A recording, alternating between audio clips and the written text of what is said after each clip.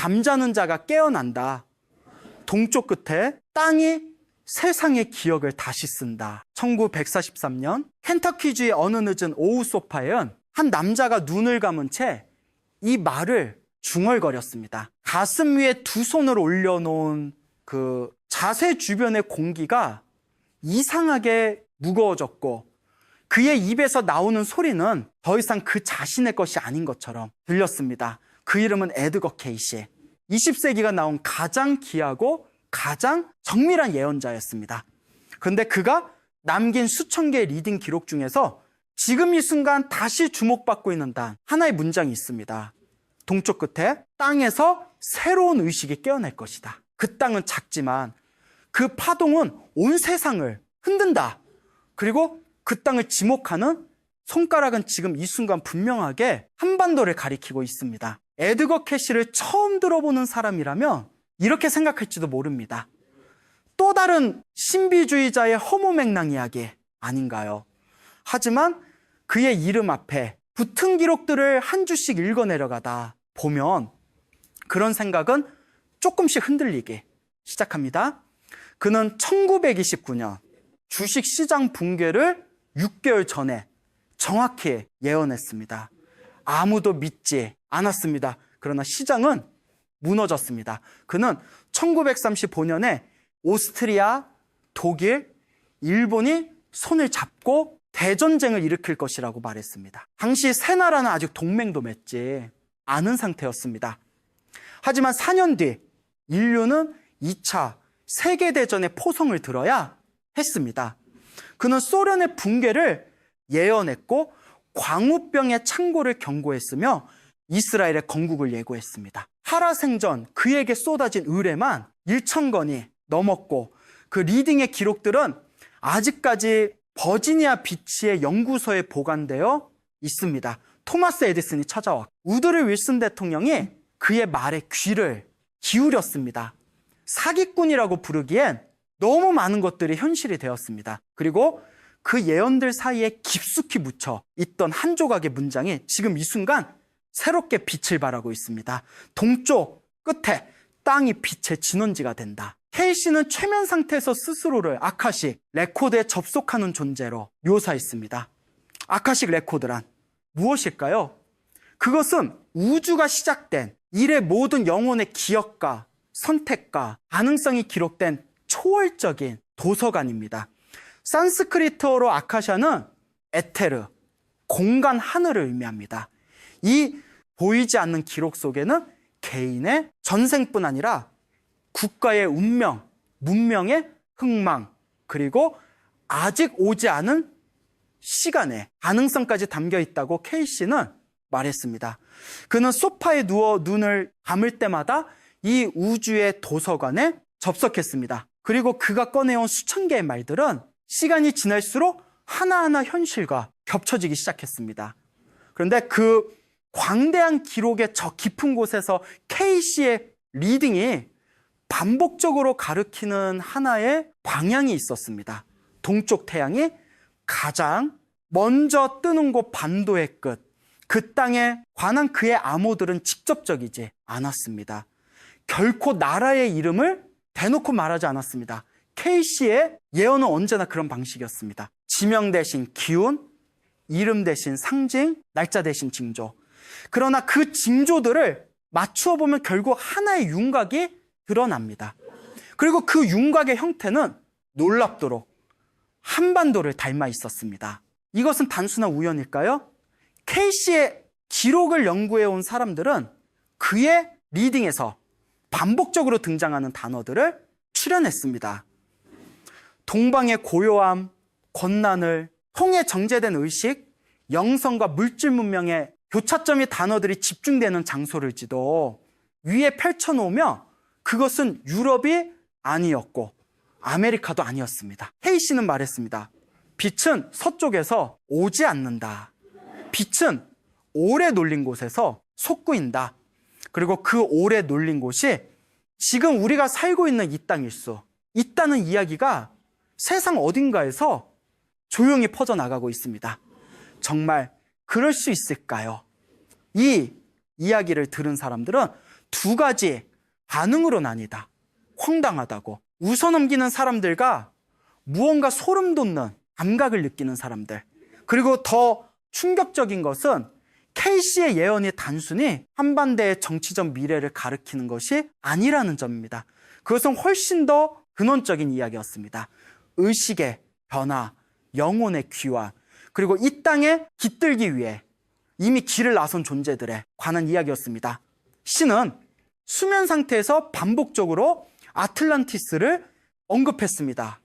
그에게 아틀란티스는 단순한 전설의 대륙이 아니었습니다. 그것은 인류 역사상 가장 고도로 발달했던 영적 문명이었습니다. 기술과 의식이 함께 꽃피었던 시대. 그러나 그 문명은 자신들이 가진 힘을 탐욕으로 오용하면서 3번의 대재앙을 맞이했고 결국 대서양의 물속으로 가라앉았습니다. 아틀란티스의 영혼들은 사라진 것이 아닙니다. 그들은 다시 돌아옵니다. 새로운 시대의 문이 열릴 때 그들은 가장 어두운 곳에서 가장 준비된 땅에서 먼저 깨어납니다. 이 말이 한국과 무슨 관계가 있을까요? 여기서부터 이야기는 조금 더 깊어집니다. 케이시의 리딩 기록 중에는 이런 문장이 있습니다. 고통의 역사를 가진 땅일수록 영혼의 밀도가 높습니다. 눌림과 갈라짐을 겪은 영혼들은 더 선명한 기억을 가지고 돌아옵니다. 한반도는 지난 한 세기 동안 무슨 일을 겪었습니까? 36년의 식민지배, 한국 전쟁, 분당, 군사독재, 민주화운동, 그리고 눈부신 경제 성장과 함께 찾아온 새로운 종류의 피로, 이 땅의 역사는 축적된 고통의 기록입니다. 그리고 케이시의 논리에 따르면 그 고통 속에서 벼려진 영혼들의 가장 농도 높은 의식을 품고 이 땅으로 돌아온다는 것입니다. 그런데 지금 이 땅에서 벌어지고 있는 한 가지 기이한 현상이 있습니다. 출산율의 급락입니다. 한국은 세계에서 유례를 찾기 힘든 속도로 아이를 낳지 않는 나라가 되어가고 있습니다.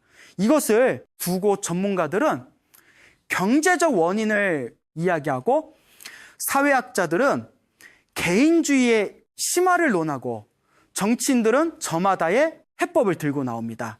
그러나 케이시의 시각에서 이 현상을 바라보면 전혀 다른 해석이 가능해집니다. 케이시는 리딩 중에 이런 말을 남겼습니다. 높은 의식을 가진 영혼은 아무 몸에나 들어가지 않습니다. 그들은 준비된 공간을 기다립니다. 이 말의 의미를 천천히 생각해보면 전율이 느껴집니다. 지금 한국의 텅 빈 분만실들, 기다림의 공간, 케이시의 관점에서 보자면 그것은 소멸의 징조가 아닐 수 있습니다. 오히려 그것은 무언가 훨씬 강렬하고 밀도 높은 존재들이 진입하기 위해 만들어진 공백일 수 있다는 것입니다. 그는 어느 리딩에서 이렇게 말했습니다. 새로운 루트레이스가 진화할 것입니다. 그들은 지금까지 인류가 알지 못했던 방식으로 세상을 인식합니다. 루트레이스란 시가 설명한 인류 진화의 3단계입니다. 기존의 인간보다 훨씬 깊은 공감, 능력을 가지고 물질과 영성을 동시에 다루는 존재들, 경쟁과 도파민의 고리에서 벗어나 타인의 고통을 자신의 것처럼 느끼는 감각이 열린 사람들. 계시는 이 새로운 인간들이 특정한 지점에서 집중적으로 출현할 것이라고 암시했습니다. 그 지점이 어딜까요? 신은 분명히 말했습니다. 가장 오래 기다린 땅에서 가장 빨리 깨어납니다. 그리고 이 땅에서 지금 이 순간 가장 오래 가장 깊이 기다려온 것이 있다면 그것은 바로 통일이라는 이름의 꿈입니다. 갈라진 반도, 세계에서 유일하게 남은 분단국가, 그 갈라짐의 상처가 아물기를 기다리는 이 땅에 케이시가 말한 새로운 의식의 존재들이 하나둘 모여들고 있다는 것입니다. 물론 이것이 전부가 아닙니다. 케이시가 남긴 예언의 가장 선늘한 부분은 따로 있습니다. 그것은 지축변동에 관한 이야기입니다. 신은 수면 상태에서 반복적으로 지구에 극이 이동할 것이라는 말을 남겼습니다. 북극이 따뜻해지고 열대, 지방이 차가워지는 변화의 수면이 오르고 해안선이 사라지는 시대. 그는 이것을 단순히 물리적 재앙으로만 설명하지 않았습니다. 땅이 흔들리기 전에 마음이 먼저 흔들립니다.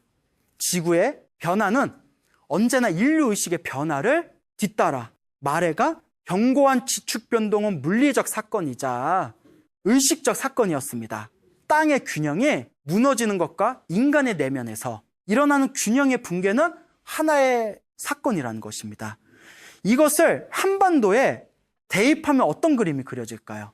지금 이 땅의 사람들이 경험하고 있는 정신적 피로를 생각해 보십시오.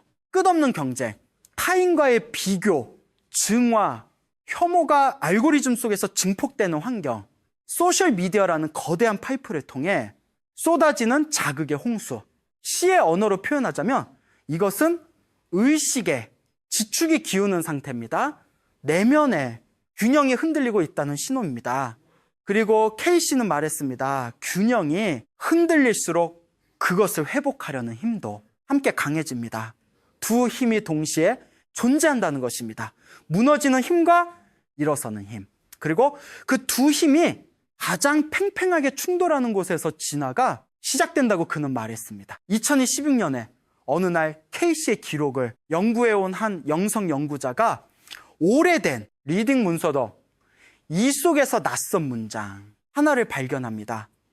원문은 영어였지만 그것을 한국어로 옮기면 이렇습니다. 아침에 고요함이 깨어나는 해. 그 땅의 의식이 세계의 타임라인을 뒤흔든다.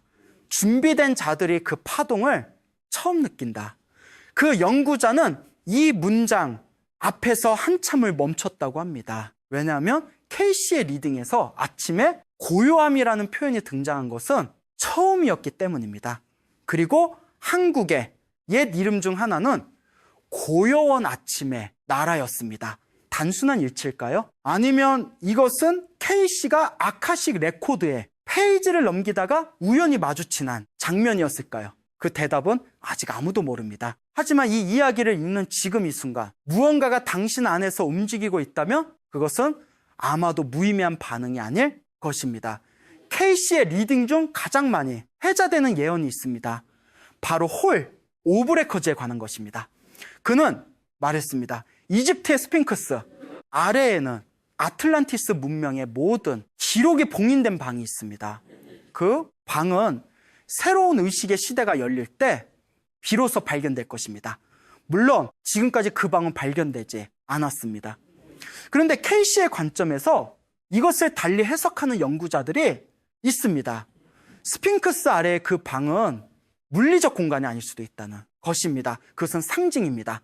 봉인된 기억, 잠들어 있는 의식, 그리고 그 봉인이 풀리는 순간이란 물리적 발굴이 이루어지는 순간이 아니라 인류가 새로운 방식으로 스스로를 기억하기 시작하는 순간이라는 것입니다. 그렇다면 그 기억이 풀리는 땅은 어디일까요? K씨는 리딩에서 이런 말을 남겼습니다. 기억은 상처가 가장 깊은 곳에서 가장 선명하게 되살아납니다. 그리고 이 땅의 사람들은 기억에 관한 특별한 민족입니다. 한이라는 감정을 품고 억눌린 것들을 어딘가에 담아두고 표면으로 드러나지 않은 감정들이 켜있사인 문화, 바로 그 축적된 내면의 깊이가 K씨가 말한 영혼의 밀도와 맞아 있다는 것입니다. 이 지점에서 K씨의 가장 서늘한 예언이 다시 떠오릅니다. 새로운 인간이 오는 곳에서 낡은 질서는 무너집니다. 무너지는 것은 나쁜 것이 아닙니다. 그것은 준비입니다. 이 마을은 단순히 정치, 체제나 사회 구조의 변화를 말하는 것이 아닙니다. K씨가 경고한 것은 훨씬 근본적인 차원의 붕괴였습니다. 인간의 내면에서 지금까지 당연하게 여겨졌던 가치의 체계, 성공의 기준, 관계 방식이 무너지는 것, 그리고 그 폐허 위에서 완전히 새로운 방식의 삶이 시작되는 것. 계시는 이것을 재앙이 아니라 수술이라고 불렀습니다. 지금 한국 사회를 둘러보십시오. 20대가 가장 많이 검색하는 단어 중에는 무기력, 번아웃, 탈출이라는 말들이 들어있습니다. 경쟁에서 이기는 것을 삶의 목적으로 가르쳐왔던 시스템 안에서 정작 이긴 사람들도 행복하지 않다고 말합니다. 달리기에서 앞서 달리던 사람들이 어느 순간 멈추어서 우리가 어디를 향해 달리고 있었지요? 라고 묻기 시작합니다. 이것을 의식이 깨어나는 초기 증상이라고 불렀습니다. 통증입니다. 하지만 그 통증은 무언가가 죽어가는 신호가 아니라 무언가가 살아나는 신호입니다. 묻혀있던 것이 드러납니다. 억눌렸던 것이 터집니다. 두려워하지 마십시오. 그것은 시작입니다. 케이시의 리딩 중의 문장은 특정 나라나 사람을 향한 것이 아니었습니다. 그러나 이것을 읽는 지금 이 순간의 문장이 어디를 향하고 있는 것인지 느껴지지 않으십니까? 지난 몇 년간 이 땅에서 일어난 일들을 떠올려 보십시오. 촛불 광장, 탄핵, 그리고 또 다른 갈라짐, 억눌렸던 것들이 터져나왔고 묻혀 있던 것들이 드러났습니다. 그 과정이 아름답지 않았습니다. 혼돈스럽고 고통스러웠습니다. 그러나 케이시의 언어로 표현하자면 그것은 수술이었습니다. 절개의 고통, 그리고 절개 없이는 치유도 없습니다. 지금 이 땅은 수술, 후회 시간 속에 있습니다. 상처는 아직 아물지 않았습니다. 그러나 케이시가 말한 것처럼 상처가 아물지 않은 땅이야말로 가장 선명하게 기억하는 땅입니다. 그리고 가장 선명하게 기억하는 땅이야말로 가장 먼저 변화의 파동을 감지하는 땅입니다. 이 이야기는 여기서 멈추지 않습니다. 케이시의 리딩에는 홍익, 인간이라는 개념과 놀랍도록 겹치는 문장이 있습니다. 케이시 자신은 당연히 홍익인간이라는 단어를 알지 못했습니다. 그는 한국어를 읽지 못했고 한국의 고대 건국을 공부한 사람이 아니었습니다. 그런데 그의 리딩에는 이런 말이 있습니다. 궁극적인 영적 진화는 자신만의 구원이 아닙니다. 그것은 주변을 넓히고 넓혀 결국 온 세상을 품는 것입니다. 그 경제에 이은 영혼들이 사는 땅은 자연이 세상의 중심이 됩니다. 홍익, 인간 널리 인간을 이롭게 한다. 이 고조선의 건국 이념과 케이시 리딩이 담고 있는 영적 방향성은 놀랍도록 유사합니다. 자기 자신을 넘어 타인을 그리고 온 세상을 이롭게 하는 것이 가장 높은 영적 성취라는 관점. 케이시는 말했습니다. 이 원리를 삶으로 사는 민족이 있는 곳에서 세상에 새로운 기준이 세워집니다. 그 민족이 이 땅의 사람들이라고 단정할 수는 없습니다. 하지만 이 땅의 건국, 이념 속에 이미 그 원리가 새겨져 있다는 것은 적어도 부정하기 어렵습니다. 물론 지금 이 땅의 현실과 홍익인간의 이념 사이에는 거대한 간극이 있습니다. 경쟁과 불신, 분열과 혐오가 일상처럼 느껴지느니 사회에서 홍익인간을 말하는 것이 공허하게 들릴 수 있습니다. 그러나 케이시는 말했습니다. 이상과 현실의 간극이 가장 넓은 곳에서 가장 강한 열망이 태어납니다. 이상에 미치지 못하는 현실을 인식하는 것, 그 괴리를 느끼는 것, 그리고 그 느낌을 지워버리지 않는 것, 그것이 변화의 씨앗입니다. 지금 이 땅의 젊은 세대들이 경험하는 혼란은 그 씨앗이 발화하는 과정일지도 모릅니다. 그렇다면 케이시가 말한 2026년 6월은 무엇을 의미할까요? 이 날짜는 케이시의 리딩에 직접 등장하는 것이 아닙니다. 그러나 그의 예언 중 지구 자기장의 변화와 의식의 대전 안에 관한 언급들을 조합해온 연구자들이 주목하는 시점이 있습니다. 그것은 특정한 천문학적 주기가 겹치는 순간들입니다. 케이시는 말했습니다. 하늘의 주기와 땅의 변화는 따로 움직이지 않습니다. 위에서 일어나는 것이 아래에서 일어나고 아래에서 시작된 것이 위로 전파됩니다. 이것은 위와 같이 아래도 그러하다는 고대의 원리와 맞닿아 있습니다. 케이시의 관점에서 의식의 대지진이란 물리적 재앙을 의미하는 것이 아닙니다. 그것은 사람들이 지금까지 당연하게 여기던 세계관이 한순간에 흔들리는 경험입니다. 어느 날 갑자기 무수히 많은 사람들이 동시에 같은 질문을 하기 시작합니다. 우리가 살아온 방식이 옳았던 것인가요? 그 질문이 어느 한 사람의 입에서 나오는 것이 아니라 수백만 명의 가슴 속에서 동시에 터져나오는 순간이시나 그것을 의식의 지진이라고 불렀습니다. 그리고 그런 지진은 가장 오랫동안 압력을 받아온 단층에서 시작된다고 했습니다. 한반도는 지난 세기 동안 가장 강한 압력을 받아온 단층 위에 있습니다. 식민지배의 기억, 전쟁의 기억, 분단의 기억, 그리고 그 위에 쌓인 산업화의 성공과 민주화의 열망과 또다시 찾아온 새로운 종류의 억압이, 이 모든 층위의 압력이 지금 이 땅에 켜이 쌓여 있습니다. K씨는 말했습니다. 가장 깊은 상처를 가진 땅이 가장 강한 치유의 파동을 만들어냅니다. 그리고 그 치유의 파동은 상처받은 자신만을 고치는 것이 아니라 그 진동이 닿는 모든 것을 변화시킨다고 했습니다. 이것은 단순한 낙관론이 아닙니다. 시는 한 번도 무조건적인 희망을 말하지 않았습니다. 그의 예언에는 언제나 조건이 있었습니다. 이렇게 될 것입니다. 단, 사람들이 깨어 있다면, 잠자는 자들이 잠든 채로 있다면 예언은 실현되지 않습니다. 그것이 K씨의 가장 근본적인 메시지였습니다. 미래는 결정되어 있지 않습니다. 아카시 레코드에는 수많은 가능성의 타임라인이 기록되어 있습니다. 어떤 타임라인이 현실이 되느냐는 그 시대를 살아가는 사람들의 선택에 달려있다는 것입니다. 그래서 K씨의 예언들은 항상 두 개의 얼굴을 가지고 있었습니다. 경고이자 가능성, 위협이자 초대. 그는 말했습니다. 나는 미래를 보는 것이 아닙니다. 나는 가능성의 확률을 읽을 뿐입니다. 어떤 가능성이 현실이 될지는 결국 당신들이 결정합니다. 그런 그가 이 땅에 대해 가장 높은 확률의 가능성으로 지목한 것이 있습니다. 그 땅의 사람들이 자신의 내면에서 고요함을 찾는 순간 그 고요함은 세계로 퍼져나갑니다. 고요한 아침의 나라, 그 이름의 진정한 의미를 땅의 사람들이 다시 발견하는 순간, 그것이 K씨가 바라본 가장 밝은 타임라인이었습니다. 그러나 동시에 그는 경고했습니다. 잠든 채로 아무것도 느끼지 못하면 그 모든 가능성은 연기처럼 사라집니다. 그리고 잠든다는 것은 눈을 감고 있다는 것이 아닙니다. C에게 잠든다는 것은 내면의 목소리를 듣지 않는다는 의미였습니다.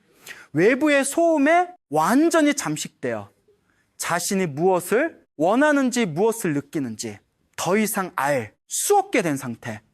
그 상태에서 인간은 눈을 뜨고 있어도 실제로는 잠들어 있다는 것입니다. 지금 이 땅에 사람들은 얼마나 깨어 있습니까? 이 질문이 불편하게 느껴지는 사람이 있을 것입니다.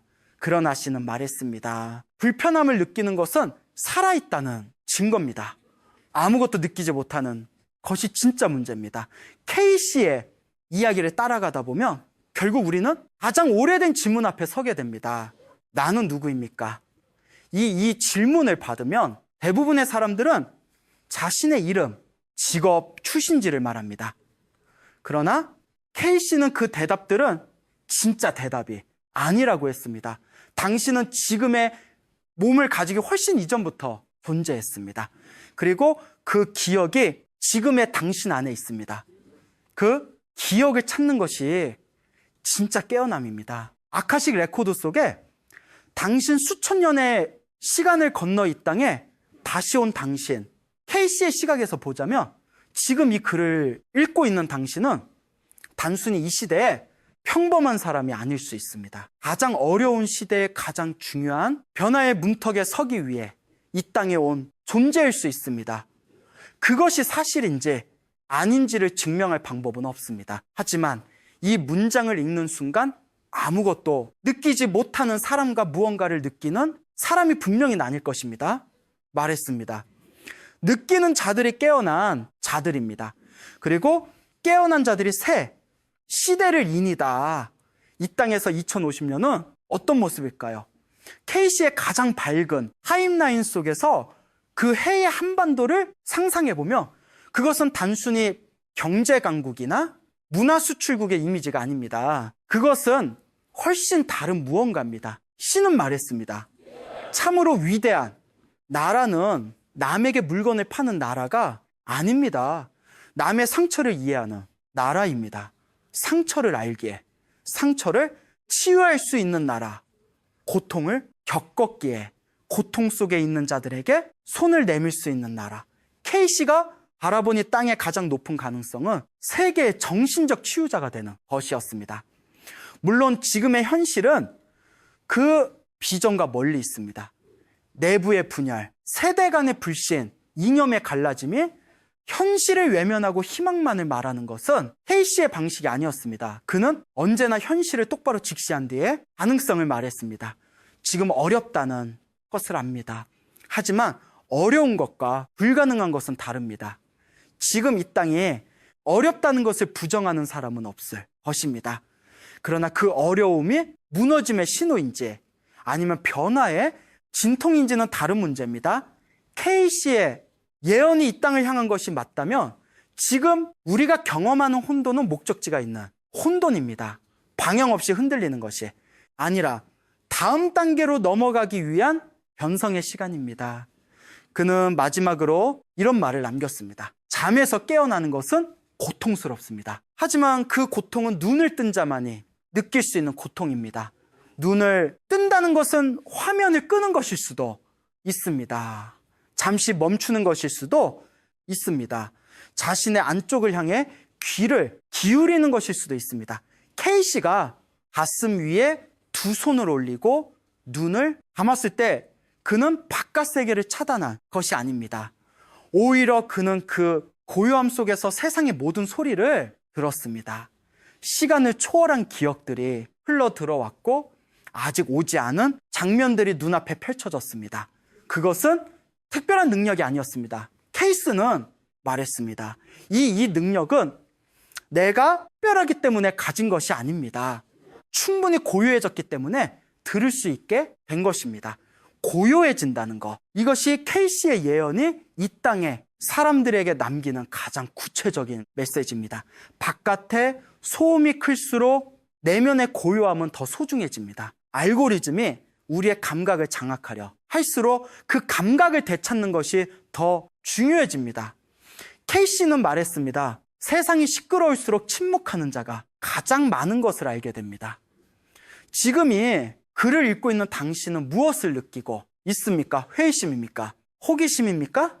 아니면 설명하기 어려운 어떤 감각입니까? 그 감각이 무엇이든 그것을 외면하지 마십시오. 씨는 말했습니다. 아카식 레코드는 특별한 사람에게만 열려 있는 것이 아닙니다. 그것은 느끼고자 하는 모든 사람에게 항상 열려 있습니다. 잠자는 예언자가 보니 땅의 미래는 아직 완성되지 않았습니다. 그것은 지금 이 순간에도 쓰여지고 있습니다. 그리고 그 문장을 쓰는 사람들은 예언자도 정치인도 학자도 아닙니다. 그것은 바로 지금의 순간이 땅에서 눈을 뜨기로 선택한 사람들입니다. K씨는 이런 말을 남겼습니다. 미래는 당신의 오늘 안에 있습니다. 거창한 혁명이나 거대한 운동이 아니어도 됩니다. 오늘 단 하나의 선택, 멈추는 것, 느끼는 것, 듣는 것. 그 작은 선택들이 모여 타임라인을 바꾼다고는 믿었습니다. 동쪽 끝에 땅이 빛의 진원지가 된다. 이 예언이 현실이 될지 말지는 아직 알 수 없습니다. K씨 자신도 말했습니다. 이것이 반드시 이루어진다고 말하지 않겠습니다. 이것은 가능성입니다. 가장 빛나는 가능성입니다. 그 가능성을 현실로 만드는 것은 K씨의 능력이 아닙니다. 그 가능성을 현실로 만드는 것은 지금 이 순간에 땅에서 숨을 쉬고 있는 사람들입니다. 우리는 지금 거대한 선택의 길 앞에서 있습니다. 잠든 채로 흘러가거나 아니면 눈을 뜨고 느끼거나 K씨의 이언은 거기서 갈립니다. 그리고 그 갈림길에서 어느 쪽을 선택할지는 오직 당신만이 결정할 수 있습니다. 잠자는 자가 깨어난다. 동쪽 끝에 땅이 세상의 기억을 다시 쓴다. 1943년 어느 후 K씨가 눈을 감은 채 중얼거렸던 그 문장이 지금 이 순간 당신의 귀에 닿았다면 그것은 우연이 아닐 수도 있습니다. 아카식 레코드는 언제나 열려 있습니다. 질문은 단 하나입니다. 당신들을 준비가 되어 있습니까? 오늘도 영상을 끝까지 함께 해주신 여러분께 깊이 감사드립니다. 이 이야기가 당신의 마음속 어딘가에 작은 파문을 일으켰다면 그것으로 충분합니다. 좋아요와 구독은 이런 이야기들이 더 많은 사람들에게 닿을 수 있도록 하는 힘이 됩니다. 이 채널의 다음 이야기도 기대해. 주치우, 야,